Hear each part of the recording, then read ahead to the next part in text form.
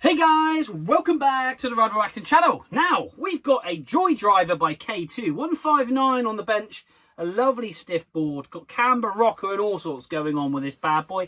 Some beautiful Ride black matte bindings, and yeah, the board is nice, very, very nice, but it just needs a little bit of the Rider Waxing love, which we're going to give it by abundance. Now, we've got a bit of D-lam, so tonight, before I do anything, I'm going to put some epoxy down on that. We'll have a detailed look at the board and just seal that in to stop any moisture. The gentleman said he got caught the first day he had it, first lift, and somebody went back across of his board with a set of rentals and just popped it up. Really frustrating, but we're going to get some black in there and just, yeah, we'll sort that out and make that look as nice as possible. And to be honest with you, the rails are in need of some severe love.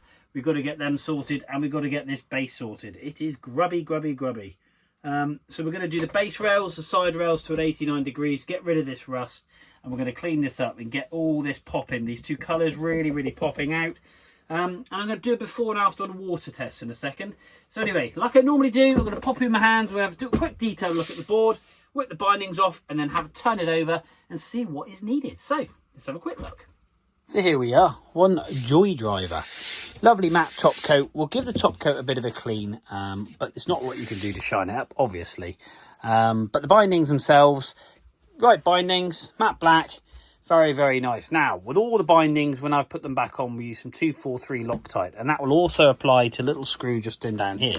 Now, I've already unscrewed these for the aid of the camera. So let's have a quick look. Now, these little lines on here come up in increments. So they're normally 3, 6, 9, 12. This is a 15 degrees. We've got the little arrow here. So always look for the arrow. So we've got 15 degrees. We've got some writing just inside that hole just there, because these would be for your Burton rail system. That's what those are for. But yeah, so make sure we can put these back in the same place. And if we go to the front, already unscrewed this one as well.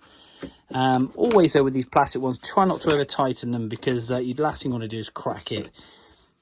What have we got here? 12. So we've got a 12 degrees on the back foot. So again, they go up in 3 increments, as I said earlier. And to give you some idea, we've got the grey just inside this hole, so you can know where obviously the stud pattern is to where it actually sits. I always take a reference point to make sure the bindings go back in the same place. But I'm going to take these off quickly. So if like magic, here we go. There we go. Now, these screws, crikey on Moses, man. They've been put in with green Loctite. That is like the worst Loctite you can use. It grips so hard. It is just totally overkill. You use this like when you want to put a gearbox in a car, not a blinking binding on a snowboard. So yeah, I'm going to clean this all out, all this green. That is totally the wrong colour. You need to use blue. Green grabs way too much. Really struggled to undo some of these screws, to be brutally honest. That said, we got them undone. Boy, that was difficult. Anyway, never mind, we got it sorted. We're going to clean this top coat up anyway. I'm just going to pop the foot plate down there. Use blue Loctite, do not use anything else. Green is way too strong. Anyway, bottom of the board, bit grubby, but we're going to get this sorted out. Rails do need a little bit of love. The base rails actually aren't too bad. It's the side rail that concerns me a little bit. If I just pop that in the stand and zoom in. Yeah, we've got kind of all sorts going along these side rails. Quite a bit of corrosion, but we'll get that sorted out and tidied up. But yeah. Like I say, we will do a before and after on this, but there is a few little burrs, but we're going to get these absolutely dialed in, because yeah, they've had their day. They've done a good job, obviously, up to now, but down through here, it's all over the shop.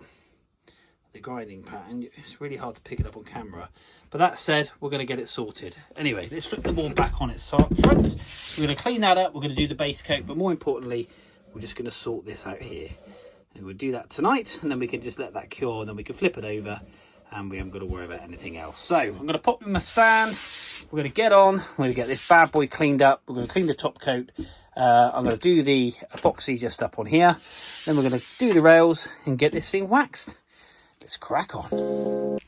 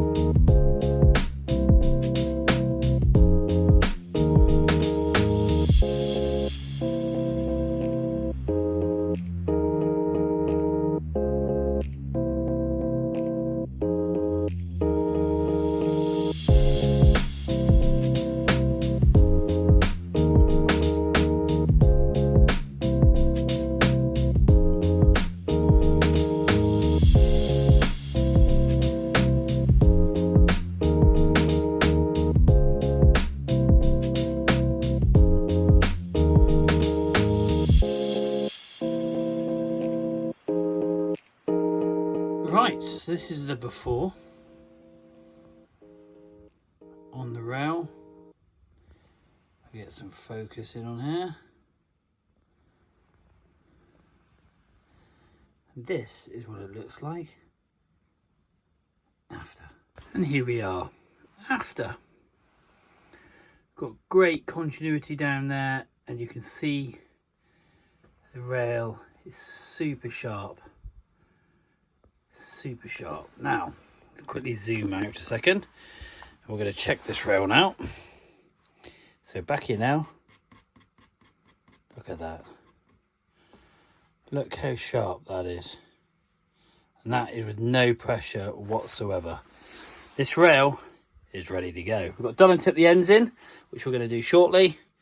But that is one shiny rail.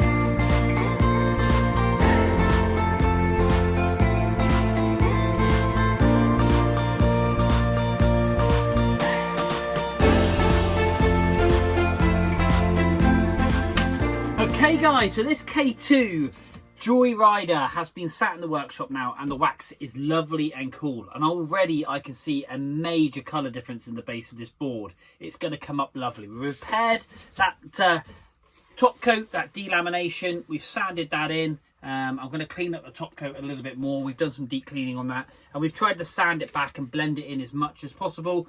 We've put some black epoxy in there, which is lovely, and it's nice and watertight and sealed. And also we've run a little bit of a bumper of sealant along the bottom, just making sure we obviously clean that up. Now obviously also on the bindings is the next big thing. On the bindings themselves, they were bolted in with green Loctite. That is a big no-no. Green Loctite is for like bearings and really industrial strength stuff. I really struggled to take the screws out of the bindings, and I mean really struggled. Out of the 8 screws, 7 I got out no problem at all. The 8th screw was an absolute pig, to the point I've gone and bought another screw because I have rounded it a little bit too much, and I'm not happy with that. So yeah, do never use green Loctite, please, please, please, please. It doesn't need to be that strong. To be fair, a lot of people don't use any Loctite at all. They just crank it up to FT, and if you know what FT means, that means very, very tight. And away you go. A little bit of blue Loctite. You don't need to do quite so FT in it, and that way then this will set and dry, and it will just hold it in, and it will give you a great time on the mountain. Please don't use green, because it's just a total overkill. Absolute overkill. So we've got a new screw going in there, which is good. So that's going to mean the bindings are going to go on, and they'll be tip top and mint, which is what it's all about. I'm now going to get on and take all this wax off. We're going to polish it up with the multitude of brushes because we've sharpened and dulled and tipped all those ends in, and the rails are absolutely perfect. The rails are very wavy, and there was a lot of residual wax on the top of the board, which we've also cleaned off. Also, I did a deep hot wax scrape, so you would have seen in the time lapse. I actually waxed the board once. I scraped all the wax off, and then I've waxed it again and let it set. Now, by doing the hot wax scrape, it really pulls into the pores of the actual ski itself, board itself, pulling all that dirt out. Hence why we've got it so much cleaner, which is another thing. So full hot wax scrape. This board has had the absolute works. It really has. And I'm really chuffed to see how it comes up. So guys, going to stick some tunes on, going to get some time lapse going, and yeah, we'll have a quick look at the end, and we'll do the water test. So do stay tuned. We're going to see how resilient, and of course, it's going to be amazing. So let's crack on and get this thing shiny.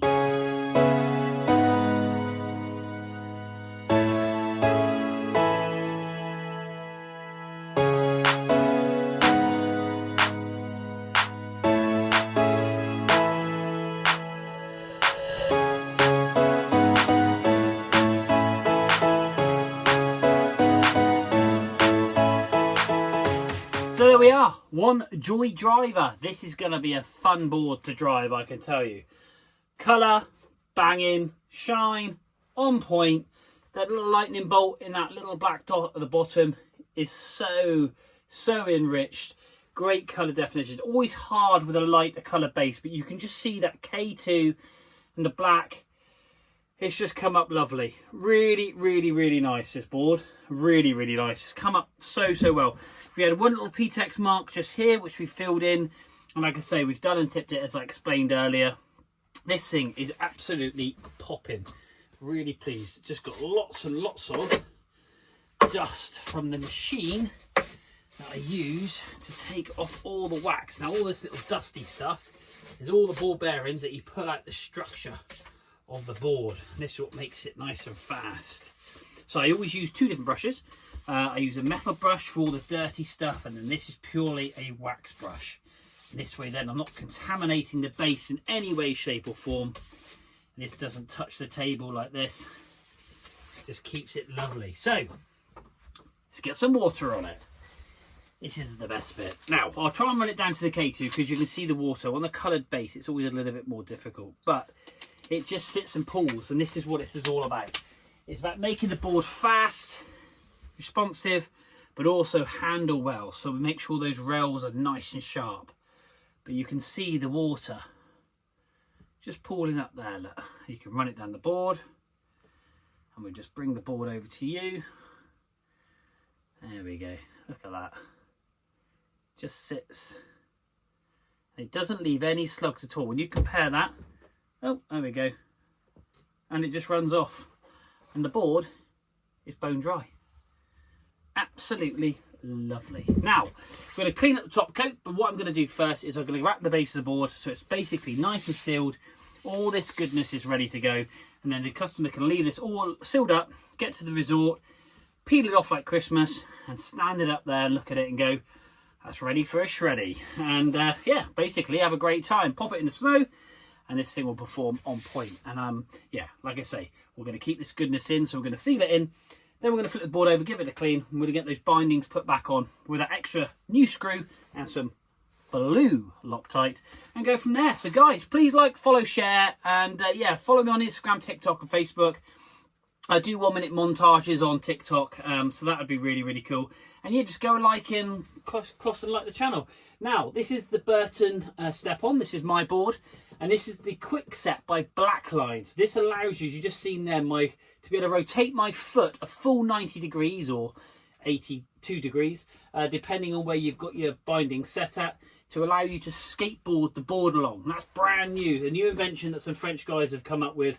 And I managed to get my hands on a kit. There's part 1 and that's part 2. Go across and check that out if you're a snowboarder, because that is cool. And I'm going to do a part 3 when I hit the snow. But anyway, I'm rambling on. Until next time, guys, we will see you soon.